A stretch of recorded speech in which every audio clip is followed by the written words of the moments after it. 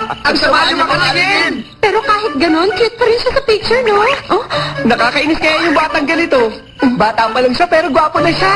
Ang cute niya nga sa picture na to, no? Pero alam niyo ba, pagkatapos ko siyang kunan, Magpapapicturean! pinumpong niya ako habang sinasabi yun. Umuwi ako noon ng luhaan at sugatan. Ganun ka pa rin! Tumahimik nga kayo. Excuse me, paano na natin ililigtas si Sunako? Oo nga, halika na! Hanapin na natin si Suna ko! Oo nga pala, Kyohei. Dinala ng papa mo ang babaeng yun doon sa bahay niyo. Ba't ka napupuntong hininga? Bahay mo naman yun, ah. Yun na nga eh. Huwag kang mag-alala, Kyohei. Ang totoo niyan, marami na nagbago sa bahay niyo. Umuwi na kasi ang papa mo sa inyo, kaya medyo okay na. Teka lang, Manong. Bakit bigla po kayo naging mabait sa kanya? Sinabi ko na ba sa inyo kanina, di ba? Hindi pa rin ako sumusuko.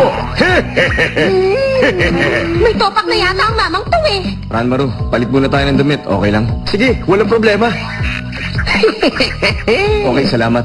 Halika na, sumakay na kayo sa kotse ko.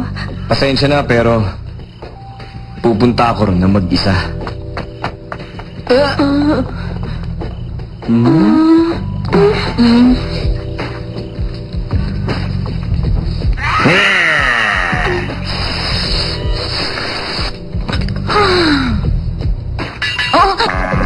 Teka lang, bakit ako nagre-relax dito? Sumama ako sa mamang yun dahil lang sa bagay na to. Pero itong bahay ng napakagwapong lalaking yun. Sigurado nakakasilaw din ang mga kamag-anak niya. Kinang! Kinang! Kinang. Kumikinang kinang! Kumikinang kinang! Kumikinang kinang! Kailangan ko na tumakas! Suna ko na kahara! Halika na! Umuwi na tayo! Kyohei! Kyohei! Aw? Hindi naman pala gwapo at maganda ang mga magulang mo eh. Pumunta lang ako rito para sunduin ang babaeng to. Aalis na rin ako. Gusto ka sana naming makausap. Wala na tayong pag-uusapan. Kyohei, pagod ka na, di ba? Dito ka na matulog. Inayos ng mama mo ang higaan mo. Hanggang ngayon pala hindi niyo pa rin tinatapon ang higaan ko. Hindi siya nakakasilaw. Sige na, dito na ako matutulog. Pero aalis din agad ako. Sandali lang, Kyohei! Yung kwarto mo! O paano, mauna na ako sa'yo ha? Hindi ka makakauwi! Wala kang pamasahe! Mag-hitchhike na lang ako. Okay ka lang? Sa palagay mo ba may hihinto para lang isakay ka? Mukha ka kayang taxi ghost. Mukha akong taxi ghost. Ang paraan kung paano maging isang tunay na babae. Ganito ang taxi ghost. Ihatid niyo ako sa Auzora Cemetery. Okay, ma'am. Auzora Cemetery. Nandito na tayo. Miss, dito ka na bababa. Nawala siya. Ayoko makakita ng ganong babae. Hindi ka rin makakauwi sa atin dahil wala namang magsasakay sa'yo. Hindi yung problema, maglalakad na lang ako pa uwi. Gusto mo bang mamatay sa kalye? Huwag ka nang pumalag, okay? Dito na lang ako sa sahig matutulog. Gamitin mo na yung kutsyon. Magkasama tayo sa isang kwarto, nagbibiro ka ba? Sigurado matutunaw ako. Mamatay sa kalye. O matunaw sa kwartong to. Kung akong pipili sa dalawang yun.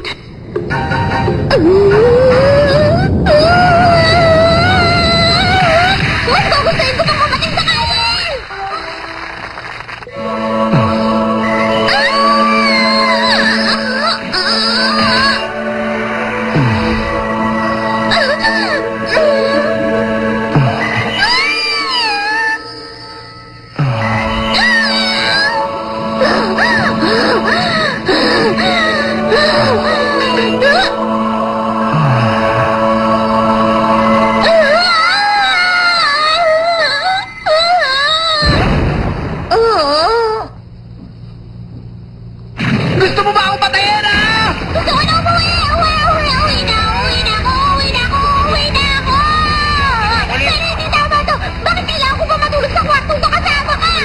Wala lang ibang kwarto, kaya wala ka na magagawa. Sa totoo lang, ayoko rin naman talaga matulog sa bahay na to eh. Ayaw mo dito?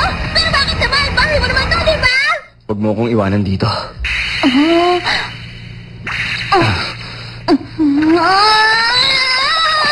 Hoy, sandali lang! Huwag kang tumakas! Bitiwan mo nga ako!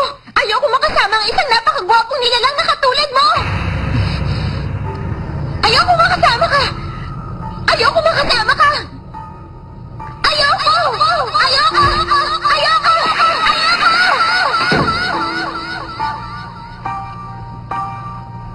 Pareho lang pala kayo.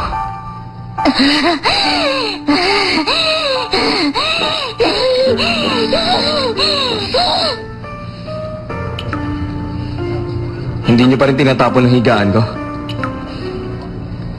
Bakit? Bakit nangyayari to? Naisip ko na kung dadaling ko rito ang kaibigan niya, pupunta agad dito si Kyohei. Ganun ba? Masaya ka na ba ngayong natutupad na ang plano mo? Kontento ka na ba? Hindi ko.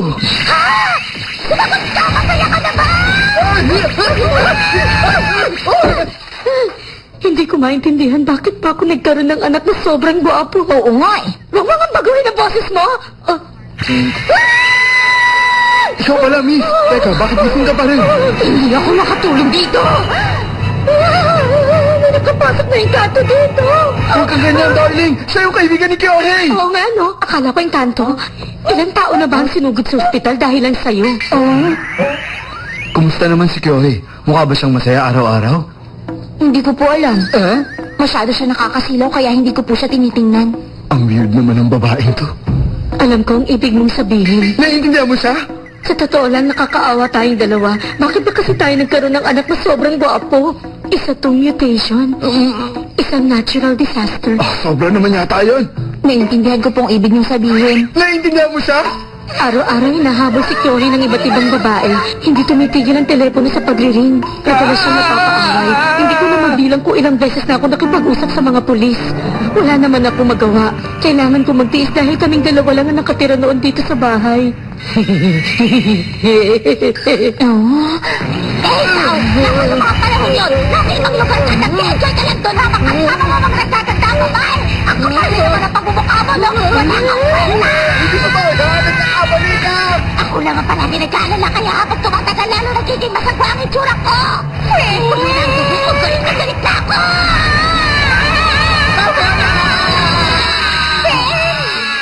Nang dahil sa iyo, may nasabi tuloy akong hindi maganda kay Kyohei. Alam ko naman na wala talaga siyang kasalanan, kaya lang, hindi ko talaga mapigil sarili ko. Bigla akong nababaliw. Bakit? Ano yun?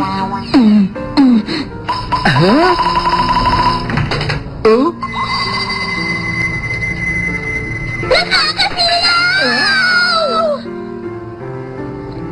Ano po ba yung sasabihin niyo sa akin?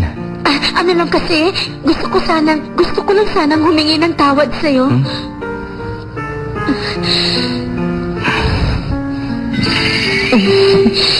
Wala na mo na pinapainit ang tubo ko! Bakit ba kasi bumalik ka sa bahay ko? Darling! Ganun ba? Yun ba ang gusto niyo sabihin sa akin? Teka, hindi yun! Kyohei, anak! Kung ginagalit ko lang kayo, dapat hindi niyo na ako pinanganak. Ano bang nangyayari sa akin? Ano na ang gagawin ko? Ganito pala ang eksena rito. Noong mga panahong wala ako. Ano ba yan? Ang hirap na mag-isuotin ng sapatos ni Ranmaru. Oh? Oh?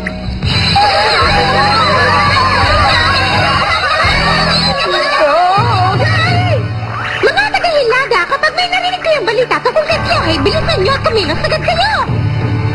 Mga taga-Timog, buksan nyo lang na mabuti ang mata at tenga nyo dahil baka may balita na dyan tungkol kay Kyohei! Dito sa silangan, puro Kyohei ang usapan. Dito sa kanluran, si Kyohei din ang topic.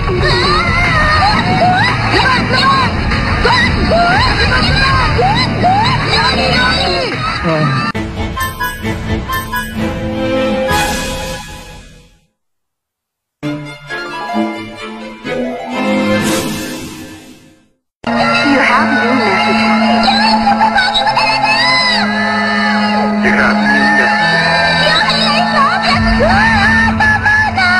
Hindi ko na kaya! Huwag ka naman ganyan. Ikaw ang mama niya. Mama. Sunako? Sunako? Ano nangyari dito? Okay ka lang ba dyan, Sunako? Gusto ko po ang ganitong ayos. Ha? Palagi na lang malungkot si Sunako. Ay sabihin mo, natatakot siya. Huwag na tayong lumapit sa kanya. Pinatawag ko kayo dahil gusto kong malaman kung paano niyo pinapalaki ang anak niyo. Pasensya na po, pero wala naman ako nakikitang mali sa ugali ng anak ko, ma'am. Ayun siya. Tingnan niyo. Ang weird. Naku, alam niyo ba ang sabi nila? Parang haunted house yung bahay ng mag-ina. Bata pa yung nanay, kaya siguro wala siyang magawa. Huwag mo na lang silang pansinin. Okay lang yan. Magpakatotoo ka lang, anak. Huwag mo rin kalilimutan na mahal ka ni Mama. Mama. Tama na sabi, ayoko na ganitong buhay. Tahimik na ang buhay ko na umalis siya dito sa bahay. Darling, uminahon ka. Nakakatakot na yung itsura mo. Nakakatakot? Naku, huwag mong damdamin yung darling. Ang ibig ko sabihin. Sinong nakakatakot? Uminahon ka. Hindi ko naman sinabing mukha ka nang. Sabihin mo, sinong nakakatakot? Pasensya ka na. Alam ko mali yung sinabi ko. Ito ang dahilan kung bakit ayoko makasama si Kyohei. Habang tumatagal, nagiging masama ako. Habang tumatagal, lalo ko pumapangit. Lahat ito, lahat ng ito, kasalanan niya lahat ng ito. Sana hindi na siya magpakita. Sana mawala na siya. Mawala na siya. Sana mawala. Gusto niyo pala akong mawala. Yan ba ang palagi mong sinasabi sa kanya nung dito pa siya nakatira? Hindi ko na alam ang gagawin ko, kaya ako nasabi yun. Darling, hindi mo dapat sinabi yun sa anak mo. Oh, saan galing ang ingay na yun?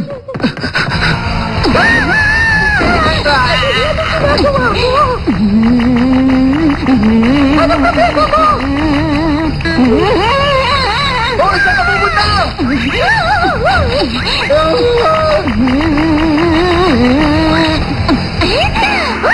Ang paraan kung paano maging isang tunay na babae. Madalas, nagiging malabo ang mga salamin sa banyo. Anong gagawin mo pag nangyari yun?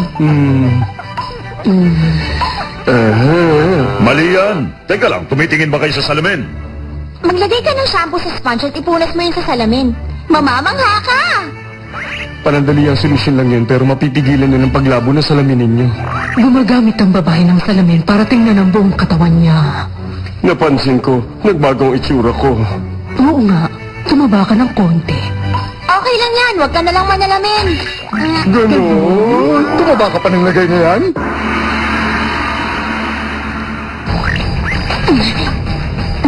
Ang sabi niyo po, nahihirapan na kayo, hindi ba? Mabuti pa, kalimutan niyo na lang ang pagiging babae. Kalimutan ko? Ang pagiging babae? Ilalayo ko na to sa inyo. Kung walang salamin dito sa bahay, hindi niyo na makikita ang sarili niyo.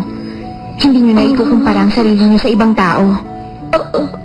Mas maganda ang ganong buhay, hindi ba? Natutuwa ako at naituro ko sa inyo ito. Okay lang naman dahil magkaibigan tayong dalawa, di ba? Ha? May problema? Magkaibigan tayong dalawa? Ayoko magkaibigan na isang unknown life form na katulad mo! Teka, darling! Alam ko na, tama! Ano na naman ang naisip mo? Ito naman pong mga makeup yung itatapon ko para wala na kayong problema. Hindi pwede! Huwag mo itapon ko! Ano ko ito?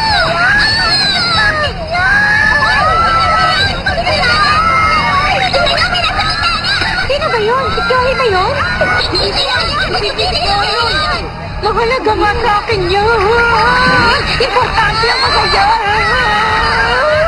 Okay ka lang? Ano problema?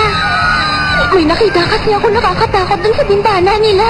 Akin na yan!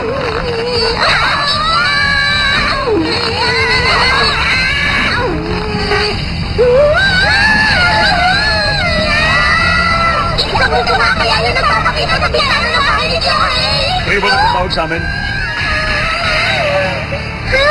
Teka lang, sino naman kayo? Pinadala kami dito ngayon ng Spirit Research Institute. Spirit? Makinig kayo. Napansin namin na nitong mga nakaraang araw, may weird na nangyayari sa lahat ng mga babaeng humahabol kay Chloe sa kanan.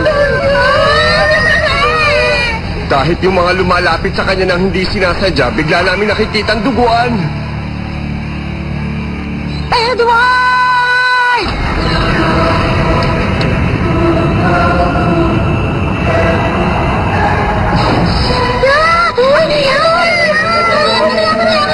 Itong Spirit Energy Measuring Equipment. Get ready, Spirit Energy Searcher. Switch on.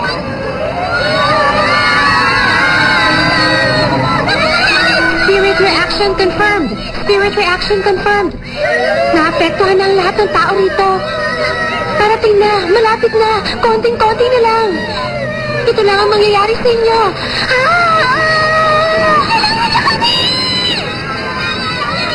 Nakakatakot! Nanginginig ako! Kakalabo! Alis na ako! Nagawa natin! Mabuti na lang at kinuha natin ang costume nila. Naisip ko na rin kanina na mangyayari to. Sinungaling! Ang galing mo palang umarte, pinahanga mo ko kanina. Ayos yun ah. Naku, maraming salamat. Edward, pwede niyo nang alisin yan. Maayos na po ang lahat, Miss Kikuno. Ang galing mo, Edward!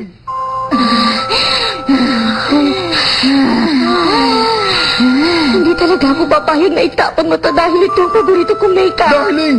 Darling! Halika muna rito! Tumingin ka sa labas ng bahay natin! Wala na yung mga tao!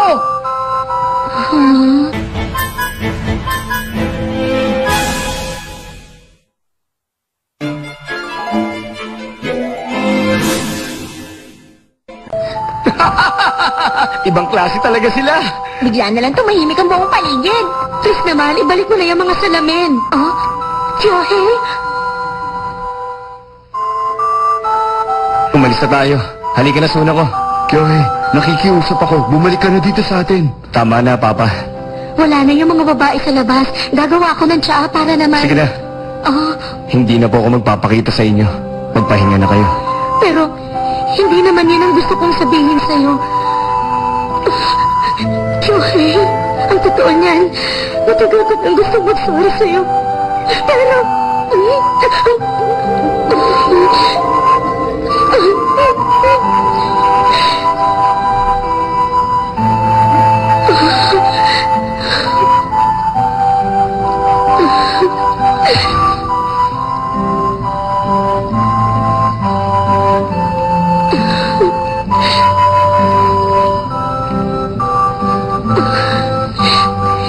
Huwag mo sanang kalilimutang ito pa rin ang bahay mo. Darling. Papa, pahingi ako ng pamasahe.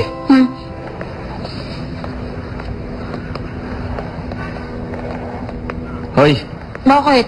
bakit kayo nagkakagulo kanina? Ano bang ginawa mo? Ako?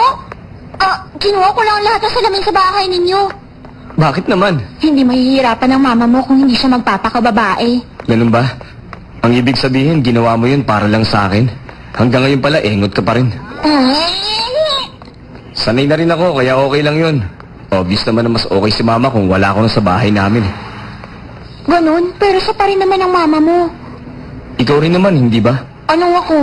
Ang sabi mo, ayaw mo rin ako makasama, hindi ba? Ayoko makasama ang isang napakagwapong nilalang na katulad mo! Pasensya ka na, Suna ko. Oh, Kyohei! Suna ko! Halina kayo! Bilisan nyo! Ang totoo, naguluhan ako sa nangyari, pero nag-aalala pa rin ako. Salamat sa inyong lahat.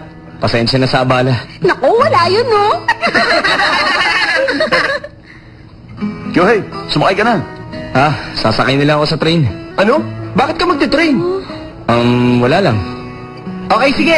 Ililibre mo kami ng ramen pag nauna kami nakauwi sa bahay, ha? Sige. Isa pala tong karera. Edward, Alam ko na po ang gagawin ko.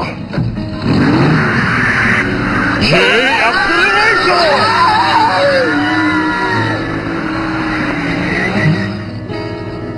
Ayaw mo rin ako makasama, hindi ba? Sige na, hindi na ako magpapakita sa inyo. Magpahinga na kayo.